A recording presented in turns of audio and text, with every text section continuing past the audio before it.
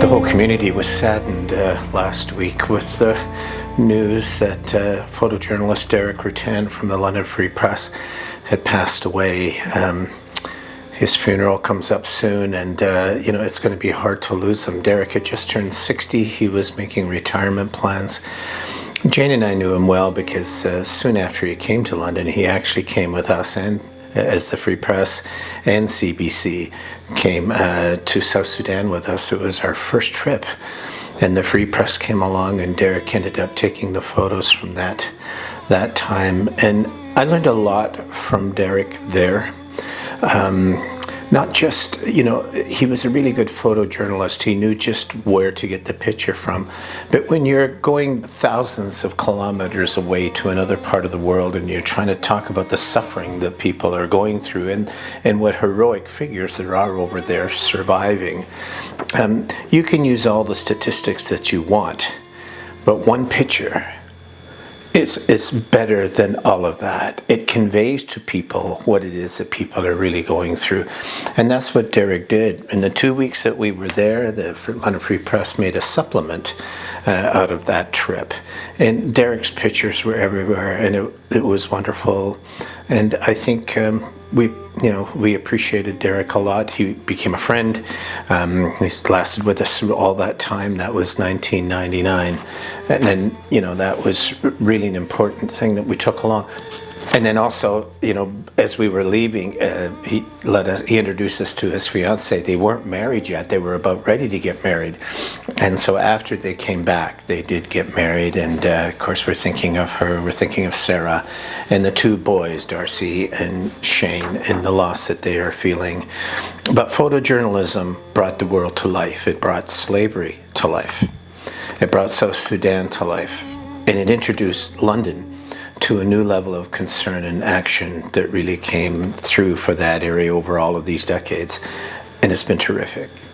Society can argue endlessly about data, about different opinions, so on and so forth, but one picture, one well-taken picture can end so much debate.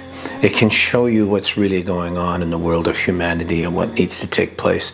Derek did that for London, Ontario, and I think that's really important. Yes, he did it for Sudan. He did it for other areas as well. But Derek was here in London, and Jane and I saw him just a few days before he passed. And we talked to him about what he had done in Sudan and all the great things. But he said, you know what I think my greatest legacy is? He said it's on all the fridges of London, Ontario. So we didn't know what he meant. But then we thought of our own fridge. It's got all of our kids on it, the big moments, on magnets on the fridge. And Derek is responsible for a lot of those pictures. And he talked about how in thousands of fridges all around London, Ontario, there are pictures of kids at their first day of school, maybe their first hockey game, their graduation, when they got married, the grandkids coming for a visit. All of those things are up on our fridges. And many of those pictures ended up being taken by Derek Ruttan and put in the London Free Press. And those pictures are special. It's not just something from your own camera, but when the newspaper shows that picture, you keep it. It's memorabilia.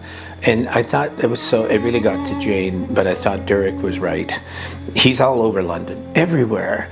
And it's not just from the last couple of years. I mean, he's got a legacy here, for the last 20, 25 years of all these pictures he has taken of people. It's an amazing thing.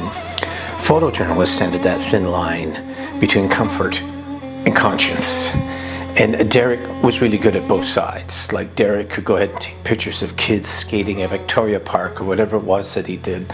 And they were delightful pictures of winter, spring, the seasons, all of those great things. But he also became our conscience. He took pictures of things that were traumatic for London, things that we had gone through. We can think of them now. We know what they are. Derek was one of the ones that was out there taking those pictures and showing them to the rest of us. And suddenly we weren't so comfortable anymore. We realized that there's still prejudice that goes on. There's still sometimes hatred. Sometimes there are people that are neglecting to do the job that they are supposed to do. Sometimes there are other people, who really have failed the community. And, so yes, it's wonderful to get the pictures of all the different music groups that come and the festivals and all of those things.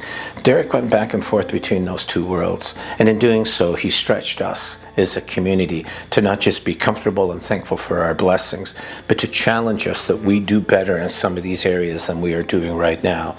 And some of those areas, and this is really important, involve poverty.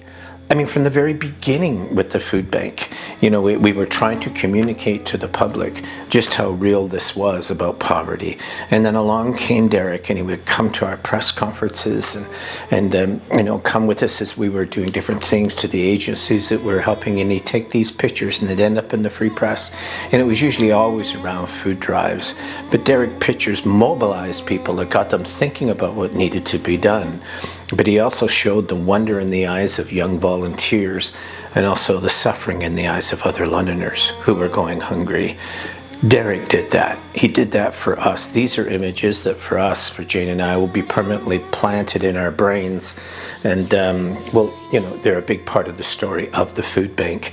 So we're now doing a series about the food bank at 40. We've been around for 40 years, and some of the key images from that montage are going to be Derek Ruttan's pictures. So, Derek, you're really going to be missed. To Sarah, his wife, we know you, we love you, it's Nazi, but boy, what a genuine article that you had in Derek. He didn't put up with anything. He was always the same. He was very frank. He was really good, but that helped his journalism. He wanted real journalism, and that's what he got. And the Free Press benefited by that, by 2 national awards for Derek, a whole bunch of provincial awards, local awards. We all did well by Derek. He did a great job. But now Sarah and Darcy and Shane, life has to continue on for you. We'll all be thinking of you, but I'm sure you've got wonderful photos as well, not just the ones that are on your fridge, but that are in your head and in your heart about what Derek was like. I envy you having all of those pictures that we do not have in memories, but our hearts go out to you all. And Derek, to you, thank you. You made our journey through life a visual one, and what a story it was. Thanks, Derek.